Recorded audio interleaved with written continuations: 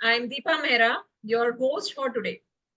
Let me welcome Mr. Brajesh Kumar, who is currently working with Cognizant as an Associate Director for Corporate Real Estate. So, Mr. Brajesh, for our viewers and listeners, may I request you to give a brief introduction of yourself? Thanks, Deepa, and thanks, Mr. Sachin, to invite me here. And thanks to Citi to give me the platform. So thank you so much. And to talk about me, I'm primarily an air veteran, having served in Indian Air Force for 17 years, and then with corporate for almost 19 years now. Now I started my corporate journey as a foreign language expert. To be precise, I started as a Spanish language expert in HP in 2005, and gradually I evolved to a corporate real estate professional. Mostly, I have been a program management guy. I have been managing programs for various transformational programs, change management, setting up new office, closing offices, moving employees' assets to new offices. And like City, I have always been an ambassador for employee experience. Thank you, Mr. Rajesh, for that wonderful introduction. It's great to hear about your extensive knowledge in this arena, and it's good to hear that you learned Spanish, and we are excited to learn more about the new approaches and solutions you have implemented over the years. So I'm also excited to welcome our visionary and most energetic co-founder and CEO, Mr. Sachin Agrawal. Thank you, Deepa. So, CT Consulttrans, we started in 2021 September when the COVID was at peak. So at CT, we do four things. We do manage mobility for employee transportation, where we help clients to outsource this piece to us, and we manage it, bringing the team, deploying the team, the vehicles, and the technology, right? The other thing that we do is we also manage on the similar model, end-to-end model, the car rental piece for these companies. Thirdly, we also do the consulting and advisory for the employee transportation to these large IT, ITS, and banking organizations, wherein we do white paper study, we run RFP for these companies or any specific study which a client wants us to do. Fourthly, we also manage the help desk or the transport desk for these organizations. For me, I come with a very, very humble background, having spent about 2 decades of, in jobs. I've been into durables. I've been a part of service industry for about over a decade. Now building CT for the last 2.5 years. Thank you. So, Mr. Brajesh, very exciting journey, a combination of, having spent about 17 years with Air Force, such a responsible position you've held, and now to the corporate world in the last 17, 18 years, about equivalent amount of time you've spent in the corporate world. So how did you, initially, I'm sure when you came with, such a rich experience into Air Force, how did you balance out your, professional life? How much, how did you adjust with the corporate culture, so-called corporate culture, having spent so many years with the Air Force?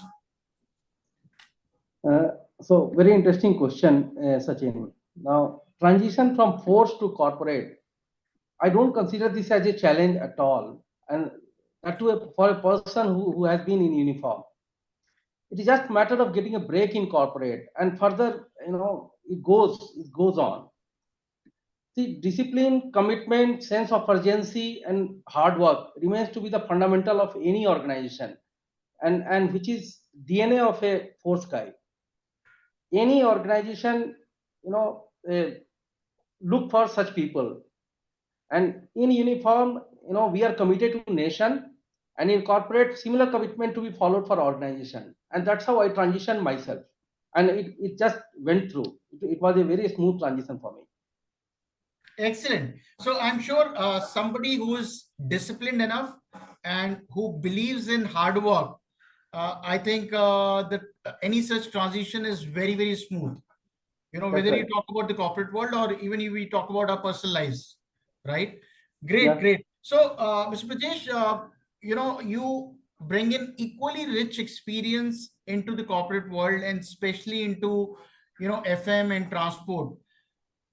What we want to understand from you is, as we all know, transport post COVID has really growing at a speed which we never imagined. How do you see the landscape of employee transportation in the next 5 to 6 years in the country? As we know, India is probably the largest, as far as employee transportation is concerned. So, and we have huge expectations from this domain in the next 5 to 6 years as a service provider, and we see huge potential and opportunity for all of us. So, what are your views on employee transportation future and the trends?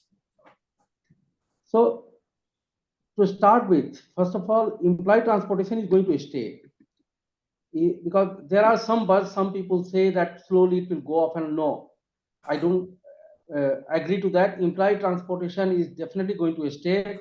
The scale is going to be go up because of global operation going up from India support, from the India supporting various time zone.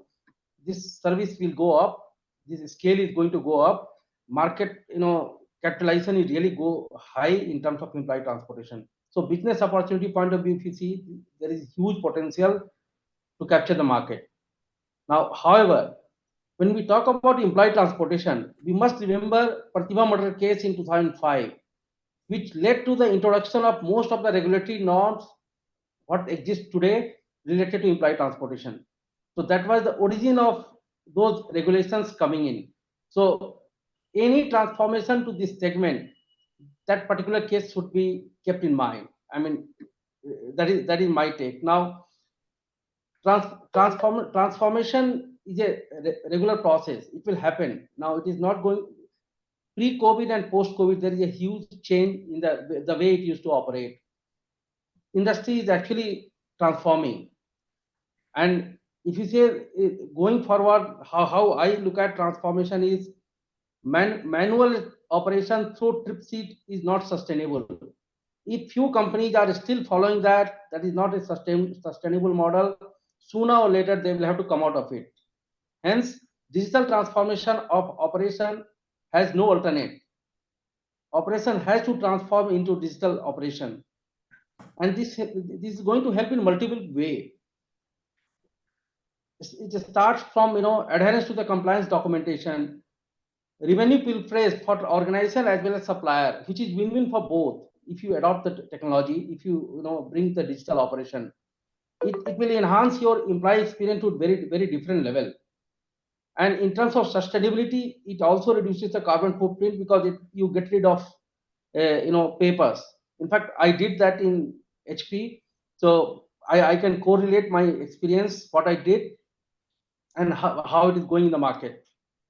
Now, another trend what is going in employee transportation is EV, electric vehicle. From sustainability point of view, every organization is going towards certain percentage of fleet to be transformed to EV, and slowly this it will scale up. So percentage is slowly, every year they have a target and it is going up.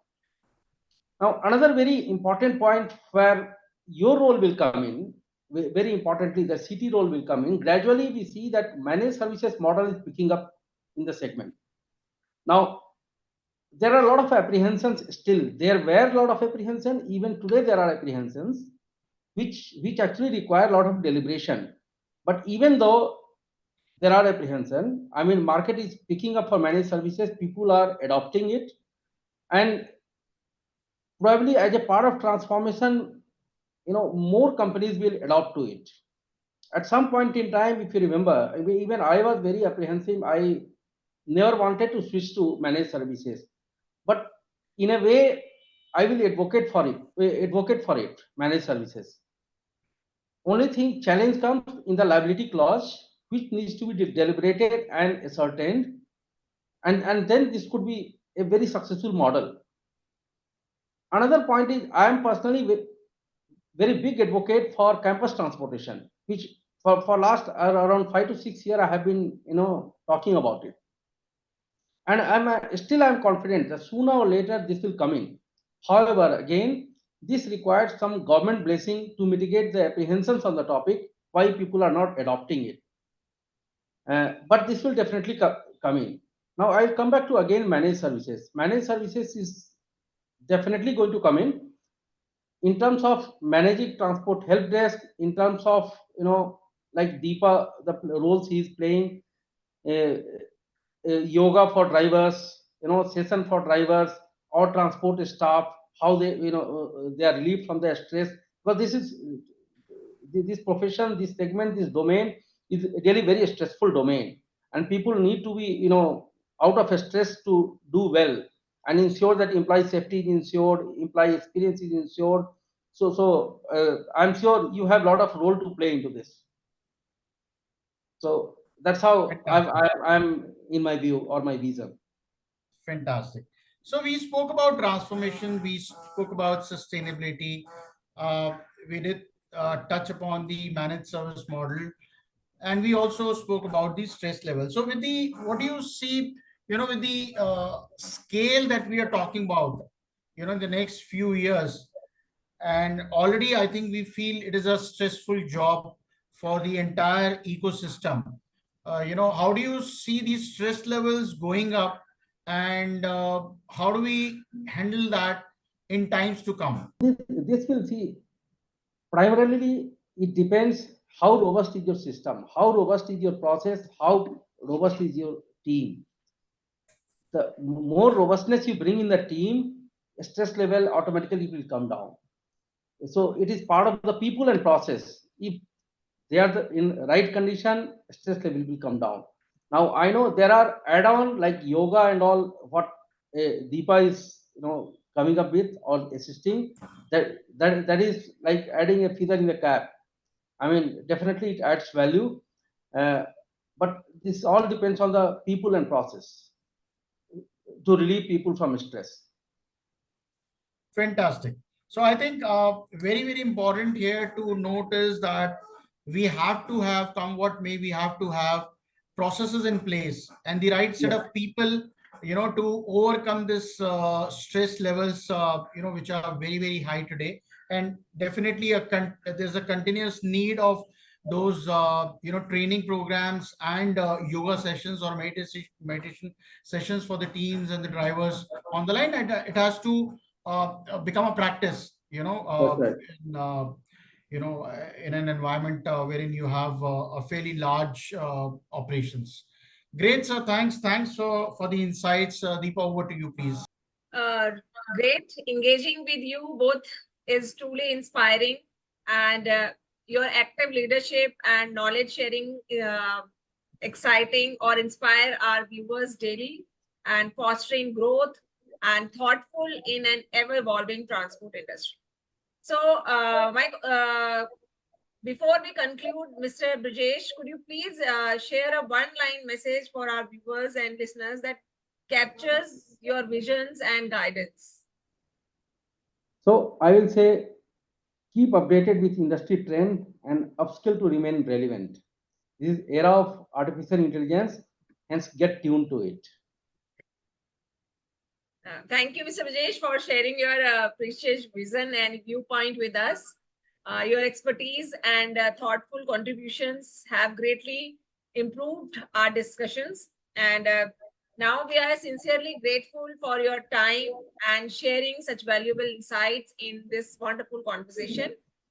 And at CT, our mission is to provide value based, hassle free, and stress free office commute services. And your experiences from a large enterprises expect perspective have been incredibly enlightening. So we would also like to extend our heartfelt thanks to our viewers for their valuable time and patience in listening to this podcast. Stay tuned for our next episode where we'll bring you more insights from CT on the latest trends in employee transportation. Thank you and see you soon.